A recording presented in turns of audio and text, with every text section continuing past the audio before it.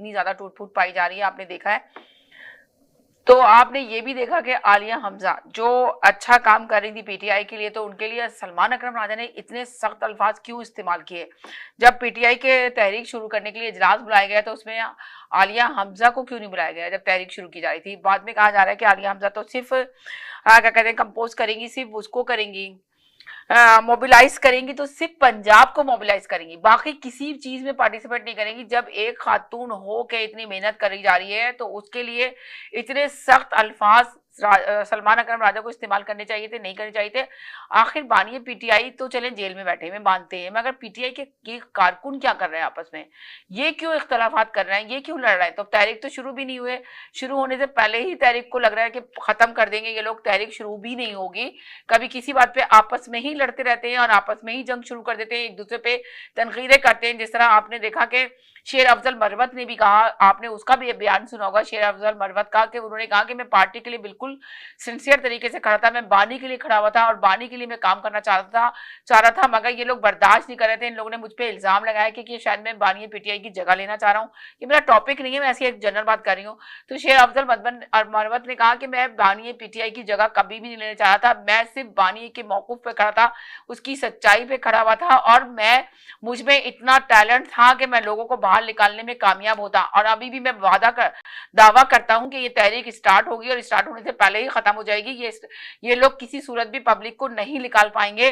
अगर हाँ ये नहीं निकाल पाएंगे तो उन्होंने से पूछा गया कि अगर आपको तहरीक में शामिल किया जाए तो आप निकाल लेंगे, कहना ऑफ कोर्स मैं तो निकाल लूंगा। लोगों को मुझे पता है कि तहरीकें कैसे चलाई जाती हैं और कैसे लोगों को निकाला जाता है।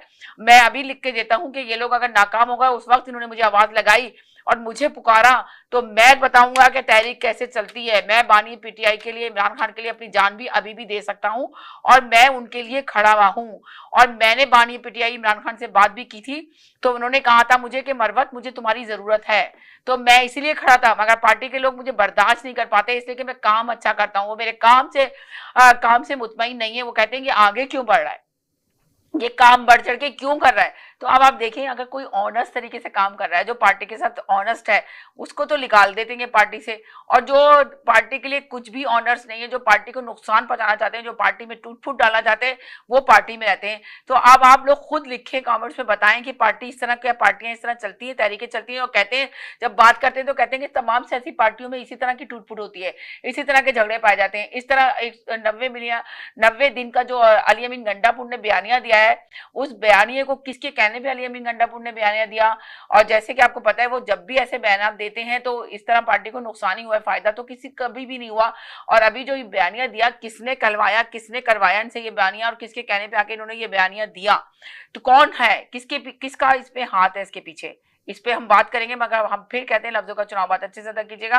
पार्टी शुरू होने से पहले ही खत्म हो रही है या पार्टी शुरू होगी, तहरीक चलेगी नहीं चलेगी, इसलिए कि आपस की जो टूट फूट नजर आ रही है, बहुत ज्यादा एक दूसरे पे तंज आमेज जुमले बोले जा रहे हैं, तो उसका कौन जिम्मेदार है। और एक तरफ देखें कि शुगर मिल्स का जो चला हुआ है, जो बहुत बड़ा क्या कहते हैं प्रोपेगेंडा सामने आया है, जो आया है कि माफिया बैठी हुई है शुगर मिल के लिए, तो आखिर उस माफिया को हुकूमत क्यों नहीं पकड़ती। क्या हुकूमत खुद इस चीज में शामिल है, क्या हुकूमत का इसमें बहुत बड़ा हाथ है। तो इस पे हम गुफ्तगू करेंगे, मगर आप लफ्जों का चुनाव अच्छे से अदा कीजिएगा। और एक दफा फिर कहते हैं, हमारे इस शो के अंदर बहुत ज्यादा आप लोग कोशिश करते हैं कि एक दूसरे कॉलर को जो है ना आप नीचे करें और कॉलर के ऊपर बात करें। देखिए, वो कॉलर है, कॉलर का नाम लेके आप बिल्कुल बात नहीं किया करें।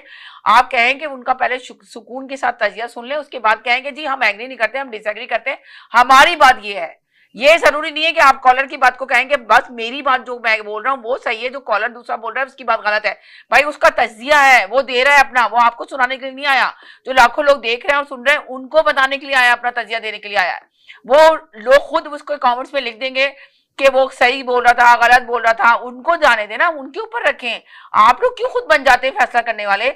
और कभी भी हमने शो में नहीं कहा कि आप लोग आके फैसला करेंगे कौन सही है कौन गलत है। अगर हम ये लिखें आपको और बोले कि आके फैसला भी आप ही लोगों ने करना है, भाई कौन सही बोल रहा है कौन गलत बोल रहा है, तो आप जरूर आए, मोस्ट वेलकम। और हम पूछेंगे भी, आप बताइए कि भाई ये शख्स सही बोल रहा था या गलत बोल रहा था। हमने तो ये चीजें रखी नहीं है, हमने तो ये कहा है कि सब अपना अपना तजिया बयान करें। जी अस्सलाम वालेकुम ज़ैदी भाई, क्या हाल है आपके, कैसे हैं आप? वालेकुम सलाम समीना, और आपके देखने और सुनने वालों को मेरा सलाम। जी